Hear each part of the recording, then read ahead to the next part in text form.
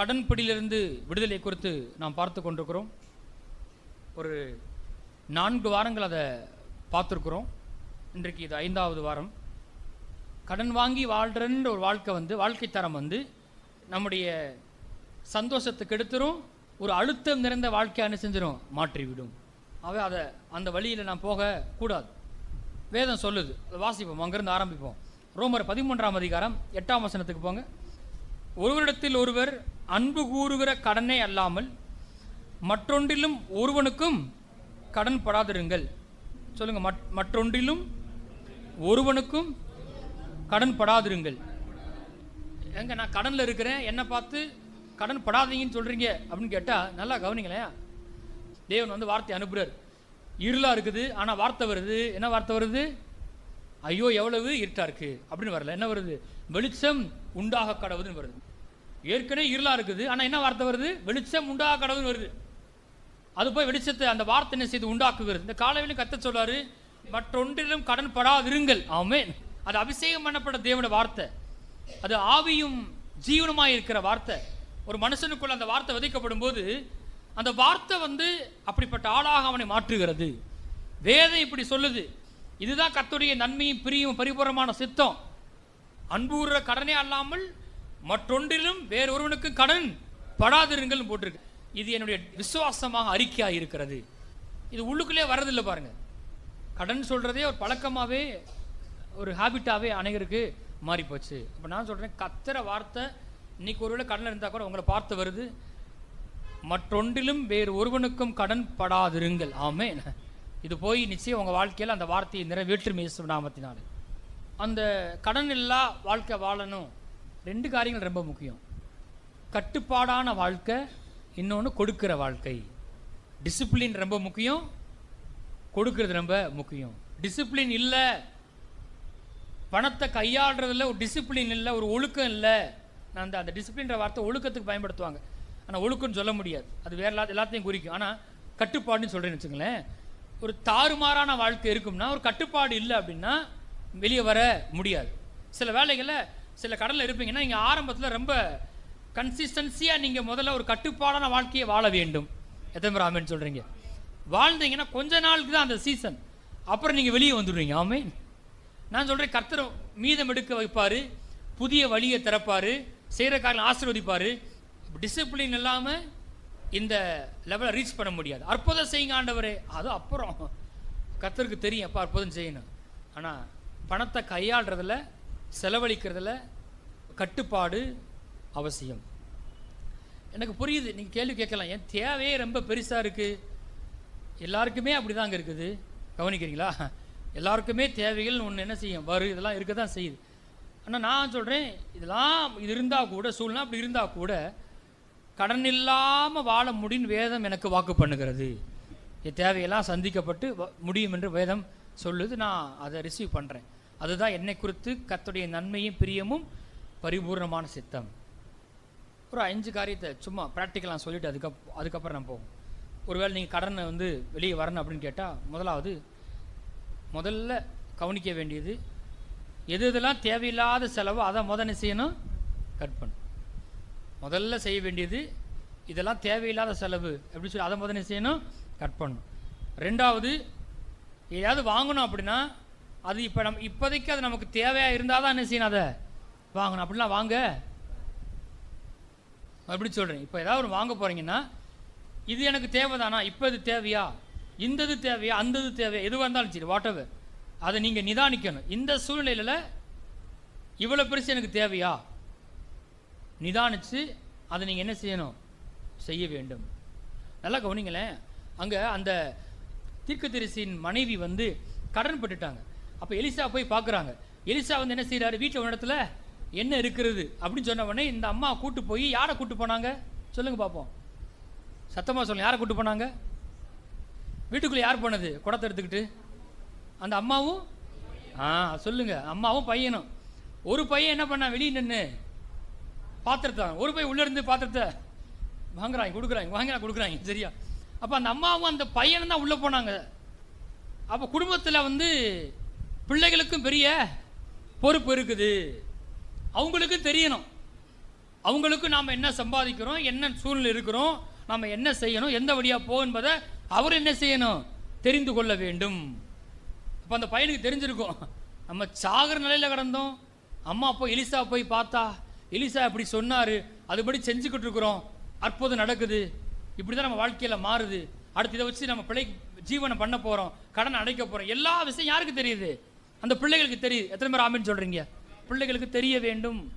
தேவையில்லாத செலவை கட் பண்ணிடணும், அவசியம் இல்லாது. ரெண்டாவது, இது ஒன்று தேவை, இது இப்போதைக்கு இது வேணுமா, இது அவசியம் தானா அப்படின்னா அதை என்ன செய்யலாம், வாங்கலாம், அப்படிலாம் அதை வாங்க கூடாது. ரெண்டாவது. மூன்றாவது, ஏதாவது ஒரு பட்ஜெட் போட்டிருந்தீங்கன்னா அந்த பட்ஜெட்டை என்ன செய்யக்கூடாது, எக்ஸீட் பண்ணக்கூடாது. இவ்வளோ இதுக்குள்ளே இந்த மாதம் வாழ்ந்துடணும், இது ரெண்ட் இவ்வளவு, கிராசரிக்கு எவ்வளவு, இதுக்கு எவ்வளவுன்னு எழுதி வச்சுட்டு மீதியை சேர்த்து வைக்க போகிறோம், அதில் ஒரு பகுதியை கடனை கொடுக்க போகிறோம், இதை ஒரு பகுதியை தசமாக கொடுக்க போகிறோம், எல்லாம் பண்ணி போட்ட பிறகு அந்த பட்ஜெட்டை மிஞ்சி வாழ கூடாது. இதெல்லாம் வந்து யாருக்கு அவசியம்னா அந்த மாதிரி கடனில் இருந்து வெளியே வரணும்னு எடுக்கிறவங்களுக்கு இதெல்லாம் கவனிக்கப்பட வேண்டிய ஒரு காரியம். ஏன்னா நிறைய பேர் பார்த்திங்கன்னா ரொம்ப கஷ்டமாக இருக்குது, வந்து வசனம்லாம் கேட்குறாங்க, செய்கிற காரியங்கள்லாம் ஞானம் இல்லாமல் இருக்குது. தேவன வார்த்தை தான் ஞானம், தேவ சத்தம் தான் ஞானம், சரியா? இப்போ அந்த வார்த்தையின்படி நம்ம வாழ்க்கையில் அமைத்து கொள்ளும்போது அது மிகுந்த ஆசீர்வாதமாக இருக்கும். அதில் பாதுகாவல் இருக்கும், சந்தோஷம் இருக்கும், சமாதானம் இருக்கும், வர வர பெருக்கம் இருக்கும். நான் இஷ்டத்துக்கு எல்லாத்தையும் நான் செய்வேன், ஒரு வரமுறைக்கே வரமாட்டேன், ஞானத்தின்படி வாழ மாட்டேன் அப்படின்னா அது அது வந்து வெற்றி வாழ்க்கை கொண்டு போகாது. இன்றைக்கி ஒரு வேளை பார்க்க ரொம்ப நல்லா இருக்கலாம், ஆனால் இப்படி செஞ்சுட்டு ஆனால் அப்படி இருக்குன்னா இருக்க முடியாது. அதோட கான்சிக்வன்சஸ் என்ன செய்யும், அதை அனுபவிச்சு தான் ஆகணும். அப்புறம் திரும்ப அங்கேருந்து விசுவாசிக்கணும். அதுக்கு ஆரம்பத்திலே செஞ்சிடலாம். வாழ்க்கையின் ஆரம்பத்திலே நான் சொல்லி இந்த வார்த்தைகளை கேட்டு அதன்படி செய்கிறவன் எவனோ. எதையாவது செஞ்சீங்கன்னா ஞானமாக செய்கிறோமா, நல்லா யோசிங்க. ஒரு தொழில் ஆரம்பித்தா ஞானமாக ஆரம்பிக்கிறீங்களா, ஞானமாக இன்வெஸ்ட் பண்ணுறீங்களா, இது இந்த அளவில் செய்யலாமா, இது எடுத்தவனே அகலுக்காலா, யாராவது சார்ந்து செய்கிறோமா, அந்த கோபுரத்தை கட்டுவதற்கு முன்பாக உட்கார்ந்து செல்லும் செலவை கணக்கு பாராமல் இருப்பானோ.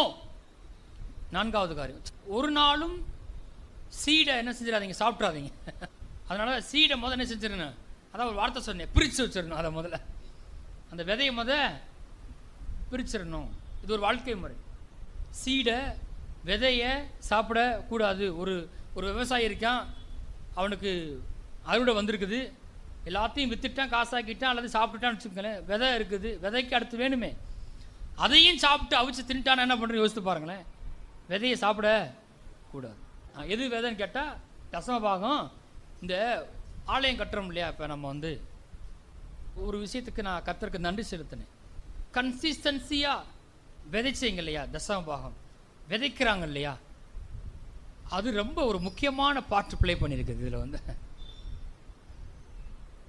அதை நாங்கள் ஞானமாக சேர்த்து ஒரு இடத்துக்கு கால் வைக்க முடியுது. முழுமையாக இல்லாட்டி கூட இந்த தைரியமாக ஸ்டெப் எடுத்து வைக்க முடியறதுக்கு அது ஒரு காரணம். அப்போ ஒரு கன்சிஸ்டன்சியாக கொடுக்குறவங்க மூலமாக ராஜ்யத்தில் எப்படிப்பட்ட மாற்றம் வருகிறது பாருங்களேன்.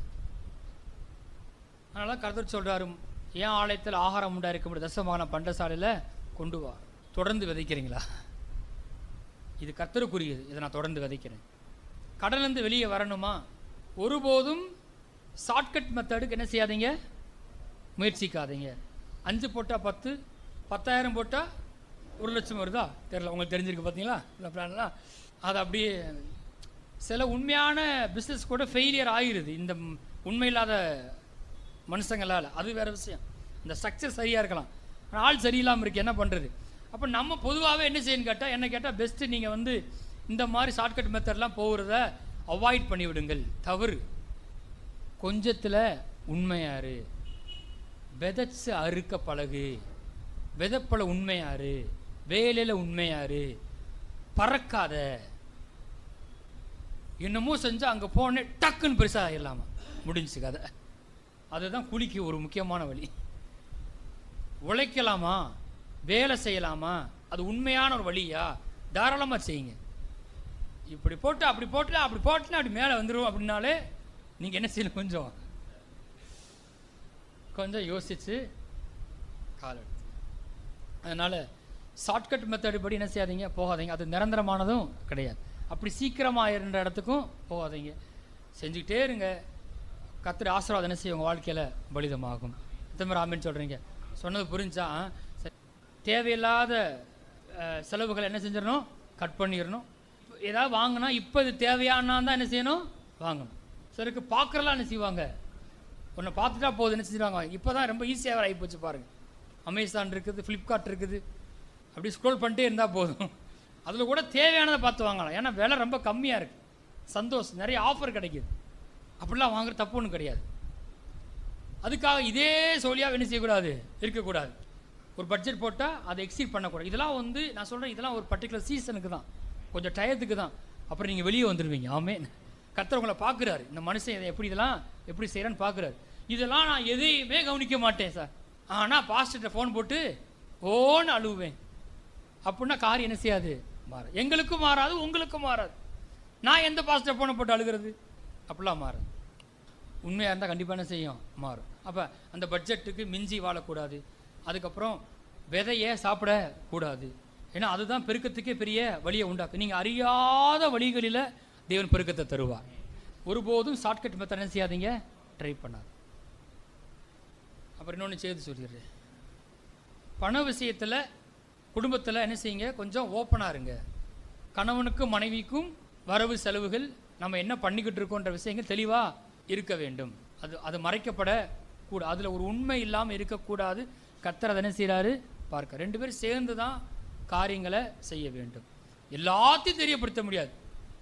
இதுதான் நம்ம ஃபேமிலியோடைய நிலைமை, இதுதான் நம்ம பண்ணுறோம், இதைத்தான் நம்ம பண்ண போகிறோம், இந்த பணம் வரப்போகுது, இதை குறித்த ஒரு ரெண்டு பேரும் சேர்ந்து தான் அந்த குடும்பத்தை என்ன செய்ய நடத்துகிறோம். கர்த்தர் வந்து கணவன் மூலமாக நடத்துகிறாரு, மனைவி மூலமாக ஆலோசனையும் கொடுக்குறாரு. இந்த பாயிண்ட் நல்லா இல்லையோ, அமைதியாக இருக்கீங்க, சரியா? Okay, right. இதெல்லாம் கொஞ்சம் கவனிக்க வேண்டிய விஷயங்கள். ஒரு சம்பவத்துக்கு போய் நம்ம இன்னைக்கு முடிக்க போகிறோம். கடனை வந்து வீழ்த்துவது எப்படின்னு பார்க்க போகிறோம். எடுத்துக்கொள்ளுங்கள் 1 சாமுவேல் 17ஆம் அதிகாரம், 1 சாமுவேல் 17, 10, 11. பின்பு அந்த பெலிஸ்தன், நான் இன்றைய தினம் இஸ்ரவேலுடைய சேனைகளை நிந்தித்தேன், நாம் ஒருவரோடு ஒருவர் யுத்தம் பண்ண ஒருவனை விடுங்கள் என்று சொல்லி கொண்டு வருவான். சவுலும் இஸ்ரவேல் அனைவரும் அந்த பெலிஸ்தனுடைய வார்த்தைகளை கேட்டு கலங்கி மிகவும் பயப்பட்டார்கள். சரி, தெரிஞ்ச சம்பவம் இது. வந்து கோலியாத்து வந்து இஸ்ரவேல் சேனைகள் மத்தியில் நின்று கொண்டு அவர் என்ன செய்கிறான், நிந்திக்கிறான். இஸ்ரவேலின் சேனைகளின் கர்த்தரை என்ன செய்கிறான், நிந்திக்கிறான். இந்த மாதிரி தொடர்ந்து 40 நாள் நினைக்கிறேன், சரியா, செஞ்சுக்கிட்டே வர்றான்.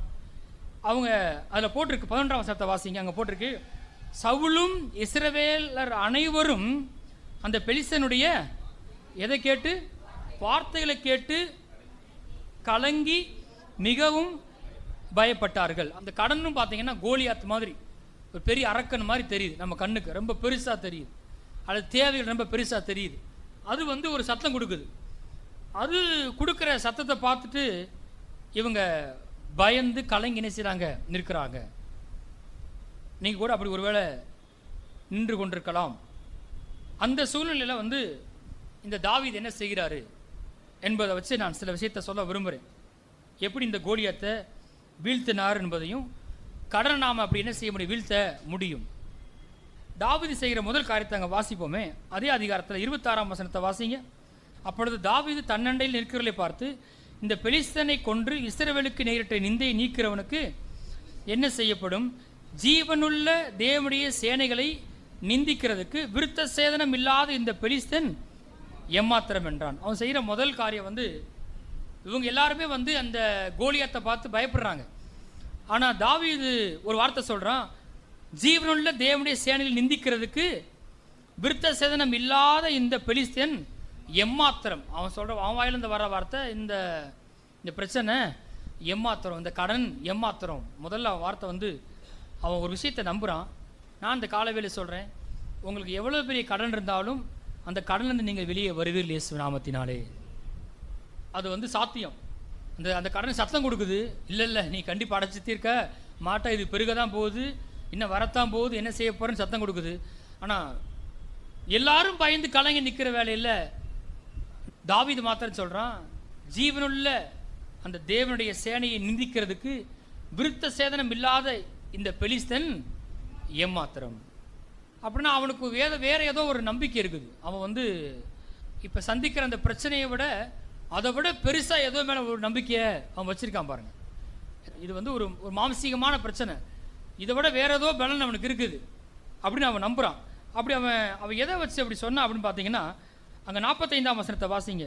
அதற்கு தாவீது பெலிஸ்தரை நோக்கி, நீ பட்டயத்தோடும் ஈட்டியோடும் கேடகத்தோடும் இடத்தில் வருகிறாய், நானோ நீ நிந்தித்த இஸ்ரவேலுடைய இராணுவங்களின் தேவனாகிய சேனைகளுடைய கர்த்தரின் நாமத்திலே உன்னிடத்தில் வருகிறேன்.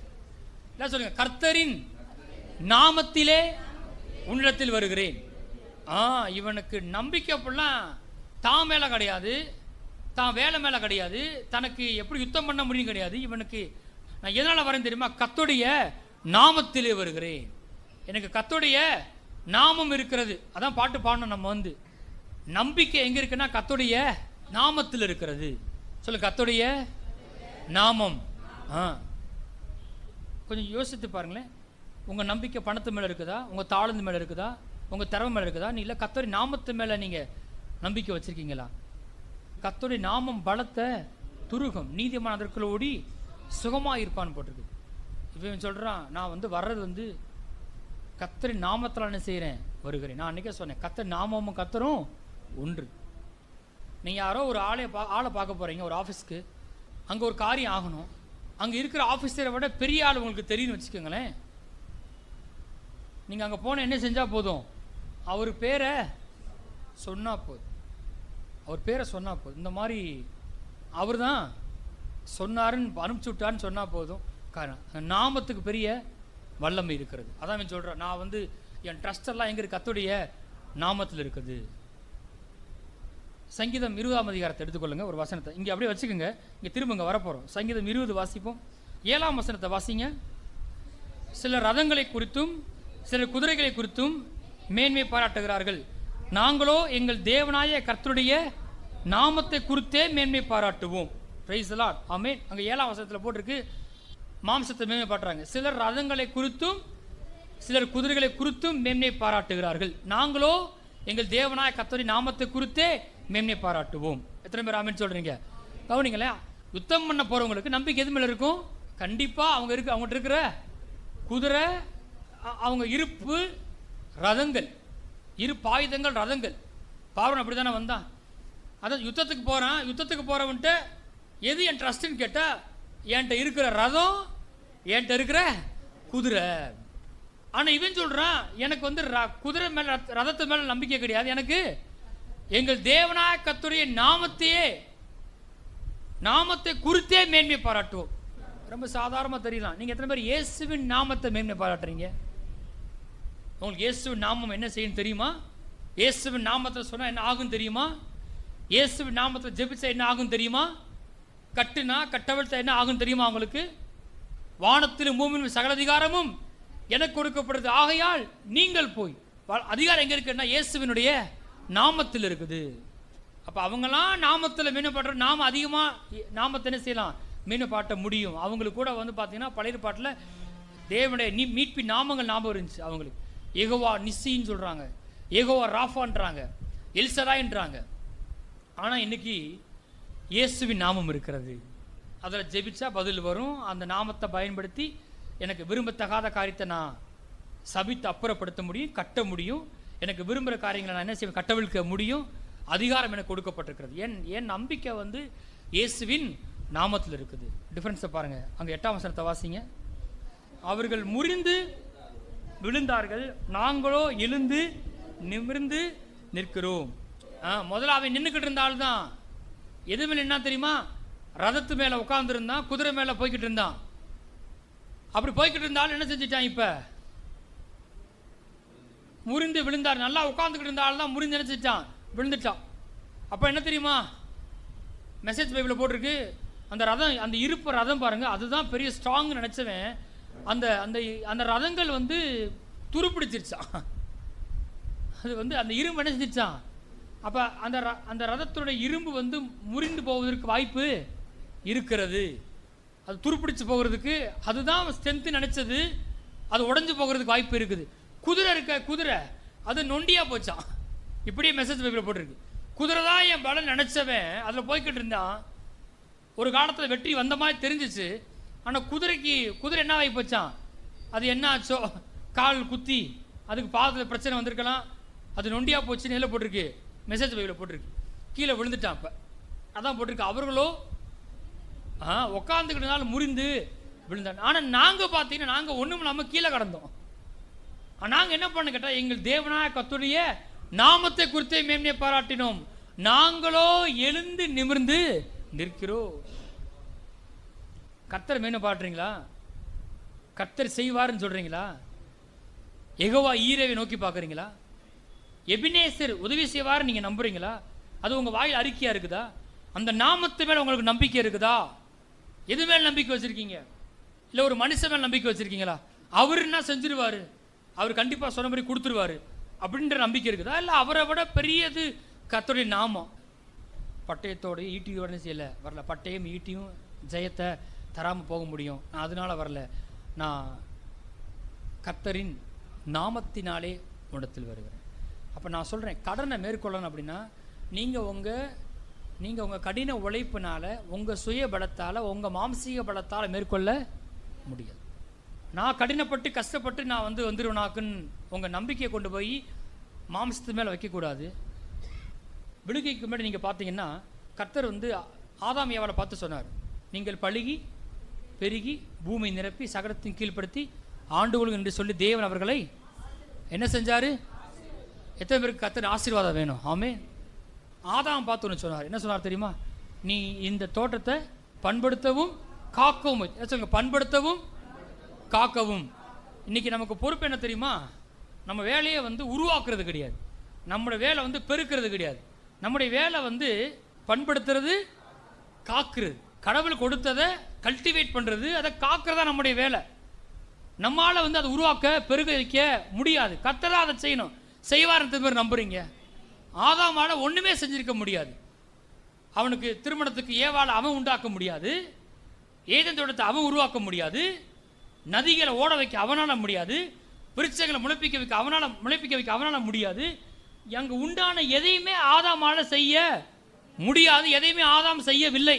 இந்த சபையை உண்டாக்குனவர் கர்த்தர், என்னை அழைத்தவர் கர்த்தர், உங்களை கொண்டு வந்தது கர்த்தர், பிரசங்கம் பண்ண வைக்கிறது கர்த்தர், எல்லாமே கர்த்தர். ஏன் வேலை கடவுள் எனக்கு ஒன்று கொடுத்துருக்காரு, அந்த கொடுத்ததை கல்டிவேட் பண்ணு, பண்படுத்தணும், காக்கணும். கடவுள் கொடுத்ததை ஒழுங்கு என்ன செய்யணும்? காக்கணும். அதான் என் வேலை. ஆதாம் கஷ்டப்பட்டு வாழலை, ஆதாம் கடவுள் ஆசீர்வாதத்தில் வாழ்ந்தான். நமக்கு உள்ளே இருக்க மனப்பான்மை ரொம்ப முக்கியம். நான் வேலை செய்கிறனால கிடையாது, என் மாம்சீகத்தால் கிடையாது, கர்த்தர் என்னை ஆசீர்வதிக்கிறார், கர்த்தர் எனக்கு சகாயம் பண்ணுகிறார், அவர் என்னை பலப்படுத்துகிறார், அவர் எனக்கு அனுகூலம் உண்டாக்கி தருகிறார். இதனால தான் நான் இந்த கடனை என்ன செய்ய போகிறேன்? மேற்கொள்ள போகிறேன். கர்த்தர் எனக்கு ஒரு உதவி செய்கிறார். எத்தனை பேர் கர்த்தர் மேல் நம்பிக்கை வச்சிருக்கிறீங்க?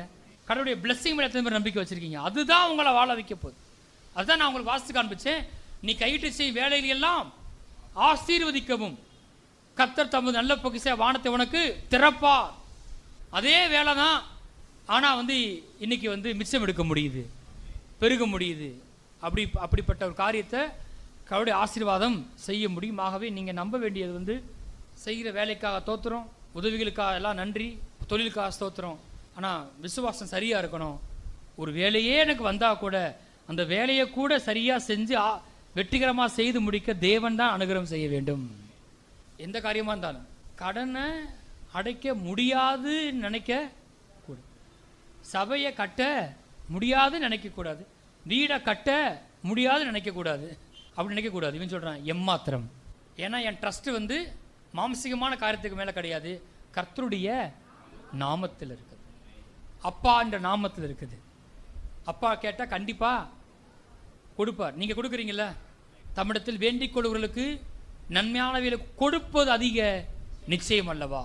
உங்களுக்கு அந்த அப்பான்ற நாமத்து மேலே நம்பிக்கை இருக்குதா? அதனால் ரொம்ப காம்ப்ளிகேட்டடாக ஆக்க வேண்டாம். அப்பாவோடு நல்ல ஒரு உறவில் என்ன செய்யுங்க, இருங்க. அப்பாவை நேசிங்க, அப்பாட்ட பேசுங்க, அப்பாவுக்கு ஸ்தோத்திரம் பண்ணுங்க, அவரை தேங்க் பண்ணுங்க, துதியுங்க, அப்பாவோட நல்லா உறவு வச்சுக்கொள்ளுங்க. இது எல்லாத்தையும் சால்வ் பண்ணிடும். எத்தனை பேர் இங்கே நல்ல அப்பா இருக்கிறீங்க? நல்ல அப்பாலாம் கை தூக்குங்க பார்ப்போம். ப்ரைஸ்லாம் நான் செய்கிறமா சொல்லுங்கள், நான் நல்ல அப்பா தான். ஏன்னா என் பிள்ளைகளுக்கு நல்ல காரியங்களை செய்யணும் நான் ஆசைப்படுறேன். என் லெவலுக்கு நான் செய்கிறேன். நானே இப்படி இருக்கும்போது அவர் எவ்வளோ அதிக நிச்சயம். நானே எப்படி யோசிக்கும் போது அவர் எவ்வளோ அதிக நிச்சயம். எத்தனை பேருக்கு தேவன் அப்பாவாக இருக்கிறாரு? அடிக்கடி சொல்லுங்க, அப்பா அப்பான்னு சொல்லுங்க, அப்பா அப்பான்னு கூப்பிடுங்க அவரை. ஆழமான விஷயத்தை சொல்லிக்கிட்டு இருக்கிறேன் நான். அவர் அப்பா அப்பான்னு கூப்பிடுங்க. சரி, அப்போ முதல்ல இது எதையுமே அப்ரோச் பண்ணும்போது என்னுடைய சுய நம்பிக்கையில் கிடையாது, கர்த்தருடைய எனக்கு தெரியும் அப்படின்னு இல்லை, கர்த்தருடைய நாமத்தில் அப்ரோச் பண்ணுறேன் அப்படின்னு பண்ணுறார். மூணாவது காரியத்தை வாசிங்க, 32ஆம் வசனத்தை வாசிங்க. 32 1 சாமுவேல் 17:32. தாவீது சவுலை நோக்கி, இவன் நிமித்தம் ஒருவனுடைய இருதயமும் கலங்க வேண்டியதில்லை, உம்முடைய அடியானாகிய நான் போய் இந்த பெலிஸ்தனோட யுத்தம் பண்ணுவேன் என்றான். ஒரு தீர்மானம் எடுக்கிறான், டிசிஷன் எடுக்கிறான். எத்தனை பேர் கடன்லேருந்து வெளியே வர தீர்மானம் எடுக்கிறீங்க? கடன் வாங்கக்கூட எத்தனை பேர் தீர்மானம் எடுக்கிறீங்க? வாங்கின கடனை கொடுக்கறதுக்கு தீர்மானம் எடுக்கிறீங்க. நீ பயப்படாத சவுல், இவன் நிமித்தம் யாருமே என்ன செய்யாதீங்க, பயப்படாதீங்க, நான் போய் யுத்தம் பண்ணுவேன், நான் போய் யுத்தம் பண்ணுவேன். அப்போ கடன்லேருந்து வெளியே வர்றதுக்கு நீங்கள் ஒரு பிளான் என்ன செய்யுங்க, தீர்மானம் பண்ணுங்க. நீங்கள் ஒரு பிளான் போடுங்க. யாரையும் சார்ந்து இருக்காதீங்க. யாரோ தருவாங்க எதையோ வச்சு தீர்மானம் போடாதீங்க. நம்ம எப்படி வரப்போகிறோம், நீங்கள் உட்காந்து திட்டமிடுங்க, தீர்மானம் பண்ணுங்க, திட்டம் போடுங்க. இந்த வருஷத்துக்குள்ளே இந்த எல்லா கடனும் நீங்கிறது இயேசு நாமத்தினால. அதுக்கேற்ற மாதிரி நான் லைஃப் ஸ்டைலை கொண்டு போகிறேன். அதே 40ஆம் வசனத்தை வாசிங்க. 40ஆவது வசனம். தன் தடியை கையிலே பிடித்து கொண்டு ஆற்றில் இருக்கிற 5 கூழாங்கல்லுகளை தெரிந்தெடுத்து அவைகளை மெய்ப்பருக்குரிய தன்னுடைய அடைப்பை பையிலே போட்டு தன் கவனை தன் கையிலே பிடித்து கொண்டு அந்த பெலிஸ்தன் அண்டையிலே போனான். இவனை கொஞ்சம் வாசித்து பார்த்தீங்கன்னு வச்சுங்களேன், அவங்க ஒன்று பண்ணுறாங்க, இந்தா ராஜா ட்ரெஸ் எல்லாம் போட்டுக்கோ அப்படின்னு அவனுக்கு என்ன செய்யலை, அப்பியாசன் போட்டிருக்கு, ஃபிட் ஆகவே இல்லை. உங்களுக்கு எது ஃபிட் ஆகுதோ அதை வச்சே கடவுள் அந்த கடனை ஜெயிக்க உதவி செய்வார். உங்களுக்கு ஏற்கனவே ரொம்ப பழக்கமான ஒரு காரியங்களை வச்சு உங்களை ஜெயிக்க வைக்க கத்தரால கூடும். சரியாக சொல்லப்போனால் அவன் போய் என்ன பண்ணுறான், ஒரு 5 கல்லை எடுக்கிறான்.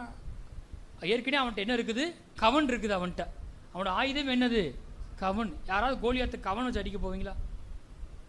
அவன் அதில் தான் கொஞ்சம் தேர்ந்தவனாக இருக்கிறான். எனக்கு இது போதும்.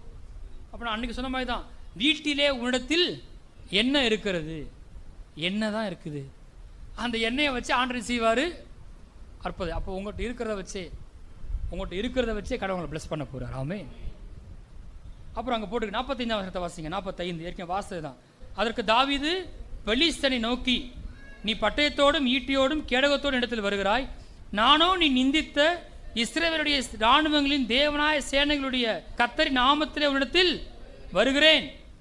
நீங்கள் உங்களுக்கு ஏதாவது வியாதி இருந்தால், கடன் இருந்தால், பிரச்சனை இருந்தால், நீங்கள் அதை பார்த்து என்ன செய்யணும், அதை பேச விட்டு கேள்வி உட்காந்துட்டு இருக்கக்கூடாது. சரி சொல்லு, நீ நம்ம நல்லா சொல்கிற. அப்புறம் ஜெபம் பண்ணலையா, எருசலேமே கட்டப்படு, கர்த்தருடைய ஆலயமே அஸ்திவாரப்படு, உலர்ந்த எலும்புகளே உயிர் அடையுங்கள் என்று நான் அவனுக்கு தீர்க்கதரிசனம் உரைக்கிறேன். இயேசு இந்த மலையை பார்த்து, காட்டத்தை மரத்தை பார்த்து பேசாமல் ஜெயிக்க முடியாது. ஏற்கனவே பிரசங்கம் பார்த்துருக்கோம் நம்ம. அங்கே பாருங்க 46. இன்றைய தினம் கர்த்தர் உன்னை என் கையில் ஒப்பு கொடுப்பார். ஆமென். நீங்கள் ஒரு நாள் சொல்லிட்டு போங்க, இன்னைக்கு கடன் அடையுது இயேசு நாமத்தினால. இன்றைய தினம் கர்த்தர் உன்னை என் கையில் ஒப்பு கொடுப்பார். நான் உன்னை கொன்று உன் தலையை உன்னை விட்டு வாங்கி பெலிஸ்தருடைய பாளையத்தின் பிணங்களை இன்றைய தினம் ஆகாயத்த பறவைகளுக்கும் பூமியின் காட்டு மிருகங்களுக்கும் கொடுப்பேன். இஸ்ரவேல் தேவன் ஒருவர் உண்டு என்று பூலோகத்தார் எல்லாரும் அறிந்து கொள்ள. எப்படி கற்பனை பண்ணுறான் பாரு. இன்னைக்கு தலையை கர்த்தர் உங்கள் கையில் ஒன்று ஒப்பு கொடுப்பார். முதல்ல கர்த்தர் கொடுத்துருவார் பாருங்க. கடவுள் இடத்துல வெற்றியை கொடுத்துட்டார் அப்படின்னா அங்கே ஜெயம் யாருக்கு, நமக்கு தான். பாருங்க, கர்த்தர் சக்ஸஸ் அப்படி கமாண்ட் பண்ணுவார். அவர் சொல்ல ஆகும் கட்டளையிட நிற்கும். தொழில் எப்படி தான் நடக்கும் பாருங்க. அதாவது கடவுள் ஒன்று கொடுத்ததை எவன் தடுக்க முடியாது. நம்ம இடத்துக்கு போகிறோம் அப்படின்னா சக்ஸஸை கர்த்தர் என்ன பண்ணுறாங்க, அதான் போட்டிருக்கு. சில மொழிபெயர்ப்பில் பிளெஸ்ஸிங்ஸை கமாண்ட் பண்ணுவாராம். அவர் கட்டளை இட்டார் அப்படின்னா அப்படி என்ன செய்யாது, நிற்கும். அப்படின்னா அங்கே போனால் என்ன செஞ்சாலும் சரி வெற்றி உங்களுக்கு தான். அப்படி அப்படியே போய் அப்படி எடுத்துகிட்டு வர மாதிரி இருக்கும் பாருங்க. அப்படி எல்லாமே அமைஞ்சிடும். அதில் ஒர்க் இருக்குது, நீங்கள் பெஸ்ட்டாக பண்ணணும், ஞானமாக எல்லாம் இருக்குதான். ஆனால் நீங்கள் செஞ்சு முடித்த பிறகு தெரியும் இது என்னால் இல்லை, கர்த்தரால் இருக்கு. இது ஏன் சாமர்த்தியம் கிடையாது, கர்த்தரால், கர்த்தர் செய்கிறனால தான் நடக்குது அப்படின்னு நல்லா தெரியும். ஆமே. அந்த மாதிரி வெற்றியை கர்த்தர் கொடுக்க வரும். அவன் சொல்கிறா, இன்னைக்கு கர்த்தர் உன்னை ஒப்பு கொடுப்பாடுறா, கொடுத்த பிறகு நான் ஒன்று செய்வேன், உன் தலையை வெட்டி ஆகாயத்த பிறகுக்கு நான் போடுவேன். இதனால கர்த்தர் ஒருவர் உண்டென்று எல்லாரும் என்ன செய்வாங்க, அறிந்து கொள்வார்கள். எப்படி பிக்சர் பாருங்களேன், பேசி தான் ஜெயிக்க முடியும் போட்டிருக்கு. கர்த்தர் பட்டயத்தினாலும் ஈட்டியினாலும் ரட்சிக்கிறவர் அல்ல என்று இந்த ஜனக்கூட்டமெல்லாம் அறிந்து கொள்ளும். யுத்தம் கர்த்தருடையது, அவர் உங்களை எங்கள் கையில் ஒப்பு கொடுப்பார். ஒரு கல்லை எடுத்து எறிகிறான், அவன் நெட்டியில் படுது, முகம் குப்புற விழுந்தான் பார்க்குறான். தீர்மானத்தை எடுத்ததுக்கப்புறம் முதல்ல பேசுகிறான். அதான் நான் எப்பயும் அடிக்கடி சொல்கிறதான், முதல்ல தயவு செய்து என்ன செய்யுங்க, பேசவாவது ஆரம்பிங்க, தெளிவாக பேசுங்க, தீர்க்க தரிசனம் வரைங்க. இப்படி தான் நான் வேலையில் இருப்பேன், டெய்லி சொல்கிறேன், கர்த்தரனை வாழாக்காமல். நீ ஒருவேளை இன்னைக்கு வாழா இருக்கிற மாதிரி தான் இருக்கலாம், ஆனால் இந்த வார்த்தை உன்னை தலையாக்கும், இந்த வார்த்தை உன்னை மேலாக்கும். அது அது அந்த அந்த வார்த்தை வந்து ரியாலிட்டியாக மாறும். ஏன்னா அது நீங்கள் சொன்ன வார்த்தை, அது யாரோட வார்த்தை, கர்த்தருடைய வார்த்தை. அதை உறுதிப்படுத்தல கர்த்தர் ரொம்ப நோக்கமாக வேலை செய்து கொண்டிருக்கிறார். இன்னும் போய் அடிக்கவே இல்லை, ஆனால் என்ன நடக்குதுன்னு செஞ்சுட்டான், டிக்ளேர் பண்ணிட்டான். கடைசியாக வாசிப்போம் அதே அதிகாரத்தில் 54ஆம் வசனத்தை வாசிங்க. தாவீது பெலிஸ்தனுடைய தலையை எடுத்து அது எருசலேமுக்கு கொண்டு வந்தான், அவன் ஆயுதங்களையோ தன் கூடாரத்தில் வைத்தான். தலை எடுத்து எங்கே கொண்டு வர்றான், எருசலேம் கொண்டு வரான். கர்த்தருடைய எருசலேம் யார் இருக்கா, கர்த்தருடைய ஆலயம் இருக்கு இல்லையா, கர்த்தருடைய பிரசன்னம் இருக்கு. எப்பயுமே ஒரு ஜெயத்தில் தலை வந்து கர்த்தருக்கு. ஆமென். அப்போ இந்த வெற்றியில் நான் முதலாவது பங்கு என்ன செய்ய எடுத்துகிட்டு வந்து கர்த்தர் கோலியாத்தை வெட்டி தலையை எடுத்துட்டு என்ன செய்கிறான், எருசலேமுக்கு வர்றான். ஆமென். Praise the lord. எத்தனை பேர் கோலியாத்தை வீழ்த்த போகிறீங்க. ஆமென்.